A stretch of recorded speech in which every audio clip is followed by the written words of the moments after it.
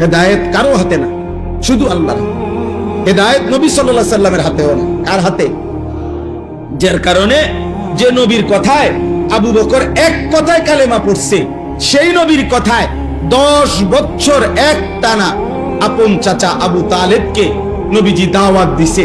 আর মোট 38 বছর আবু তালেব 38 বছর নবীজির খেদমত করছে। কত বছর? 38 বছরের খেদমত করছে আবু তালেব নবীজির।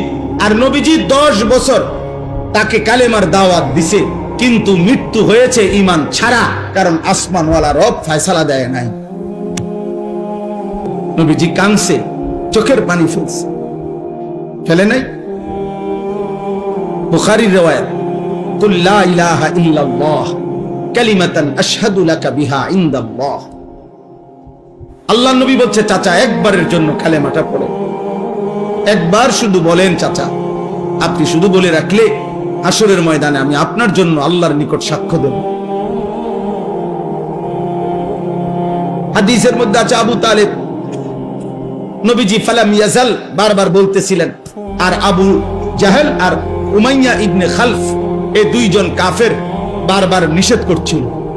দুই পাশে দুইজন, এ পাশে নবীজি, এ পাশে দুইজন কাফের, আবু জাহেল এবং উমাইয়া।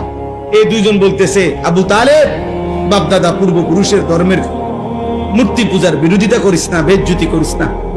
আর আল্লাহর নবী বলছে, চাচা একটাবার পড়ে।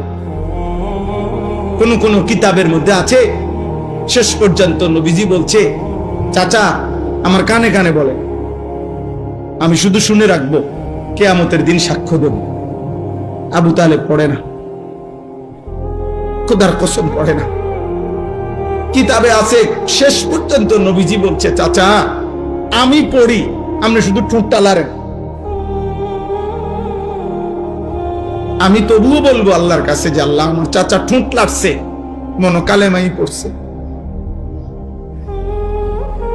আবু তালেব ঠোঁটও লাড়ে নাই। শেষ পর্যন্ত আছে। এবার নবীজি বলছে, এরকম হাত জড়ায় ধরে বলছে, চাচা আপনি আগুনের মধ্যে কেমনে সইবেন? আপনি আগুনে পুড়বেন, আপনি আমার 38 বছর খেদমত করছেন, আপনি জাহান্নামের আগুনে পুড়বেন, চাচা আমি এটা সহ্য করবো, আপনি তো আগুনে পুড়বেন। এই তখন আবু তালেব একটা কথা বলছে,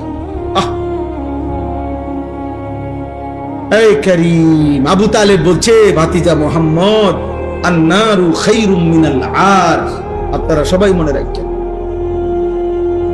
আবু তালেব বলছে, মুহাম্মদ দুনিয়ার মানুষের কাছে লজ্জিত হওয়ার চাইতে আগুনে পোড়া ভালো।